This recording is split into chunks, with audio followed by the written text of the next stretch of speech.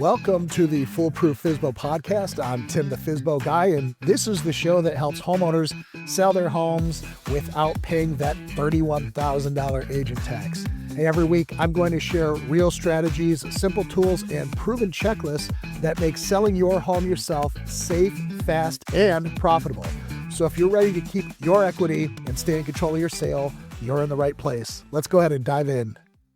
What if I told you that the most powerful words you could say to make buyers pay more during negotiations is, well, to say nothing at all? It sounds like a trick, right? You see, as kids arguing on the schoolyard, we're taught that negotiation is all about having the sharpest arguments and the quickest comebacks about the other guy's mom. It was a game where whoever had the best, sharpest words won. But growing older and wiser and dealing with being married, we see that that's not the whole story. And this is especially true when it comes to negotiating the sale of your home. You see, because even more than a ruthless mom joke, what a buyer's brain really dislikes is ambiguity.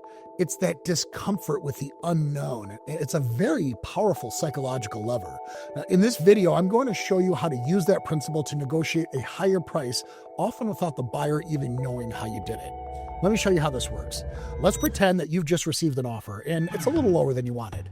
Well, your heart starts to pound and your mind is racing because for those of us who have actually been there, the pressure to sell successfully, it really feels enormous. So what do most people do? They start talking. You start justifying your price. Well, you just have to understand that the market is really hot right now and we've put a ton of work into this. And then you go on to reveal your timeline and your real motivation and how you really need to get this done by the end of the month because I've got a job offer in Colorado. And then inevitably you start negotiating against yourself. Look, I know our asking price is X, but we could probably come down a bit if, well, you know the rest of the story, and I'm sure you've all been there before. In my decades of advising on high-stakes deals, this is the single most and costly mistake that I see. We feel the pressure of the moment, and we cave into the urge to fill the silence because, well, silence during an interaction, it just feels awkward. In divulging all of the details as to why we want to sell, we hand all of the leverage over to the other side. So now, they have a complete roadmap to our fears and our deadlines and our weaknesses. It's not a great position to be in, is it? But what if you could flip that pressure back onto the other side? And this brings us back to our core idea. It's all about using strategic silence as a negotiation tool. And this is about as close as you can come to doing a real-life Jedi mind trick as possible, all right? Its purpose is to get them to talk first. It's to get them to reveal their strategies and their priorities. When you receive an offer and you respond with a deliberate strategic pause, the buyer's brain goes into overdrive. They don't know what you're thinking. Are you offended? Are you looking at a better offer? Are you about to walk away? As humans, our minds just rush to fill in these cognitive gaps. And in a negotiation, that often means projecting anxieties and worst-case scenarios right into that void. So what's the best way to deny all of the human nature here and try to be the one to fill the awkward silence? Well, it's a pretty simple three-step process. So step number one, we're going to acknowledge and pause. This is a very critical part, probably the most critical part actually, because when you get an offer, your response should be neutral and brief. Something like, hey, offer received, thanks for sending it over, I'll review it and get back to you soon. And then you just stop. You thoroughly read the offer. You take time to think about what it actually means. You get your legal pro involved to review everything. And that way you make sure you understand it all. You avoid the temptation to just impulsively defend the value of your home if it came in a little lower. Explain why they're getting such an incredible deal here.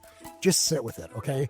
Take time to process what it truly means. And the silence you create over the next few hours or even a day is what is going to create all of that productive tension. Step number two, we're going to diagnose their response. The buyer, they're now sitting in that quiet space that you've created, and they're almost always going to be the one to break the silence, so long as you allow enough time for that tension to build. When they finally do reply, you have to truly listen because they are about to tell you everything. This part is gold. Do they call back and immediately start justifying their low offer? Remember, before we were worried about us justifying our asking price. Well, now are they justifying their low offer? That's a huge tell. It indicates that they know it's low and they feel kind of insecure about it. Do they anxiously ask about your timeline? Well, now you know that they're on a deadline and that speed is a priority for them. Do they maybe mention other options that they're considering? They're trying to create leverage right here out of thin air, which often means they feel like they don't have any. So their response to your silence, this is your diagnostic tool. It reveals their real priorities and their true position. So that brings us to step number 3. You're going to respond with a calibrated counteroffer. So armed with this intel that you now have, you don't just throw out some random number that's higher than their initial offer. You're going to craft a response using the information that they gave you. If they reveal that they're on a tight timeline, your counter might be firm on the price, but you can emphasize that you can close quickly. If they showed insecurity about their offer, hold your ground with confidence. You're no longer guessing what they value. Your science compelled them to tell you. So here's the key. This works best when both parties genuinely want a deal. If you feel like the buyer is starting to get frustrated rather than becoming more thoughtful or outgoing, you may need to break the silence on your own with a qualifying question, not vomiting out all your secrets. And you might say something like, I get that you're looking for a number of deviations from the original offer, but in the spirit of good faith, help me understand what's most important to you in this transaction. The goal is this productive tension and not a standoff. And because I want you to use this the right way, I've put together a free offer management script book with the exact phrases for every scenario. So comment, send it below, and I'll send it right over. Power came from having the last word, but today, true leverage comes from creating enough space for the other party to reveal themselves first. So next time you're negotiating and you feel that urge to fill the silence, don't. Let them be the one to give you the information. Because in negotiation, whoever has the most information holds the most power. So now that you know about the role of negotiation and strategic silence in getting the upper hand, you must also know that sometimes that's not enough. That's why in this video right here, I'm going to take you step by step through how you can shut down high-pressure negotiation tactics from real estate agents who may not always have your best interests in mind. We will see you there. Thanks for listening to the Foolproof FSBO podcast.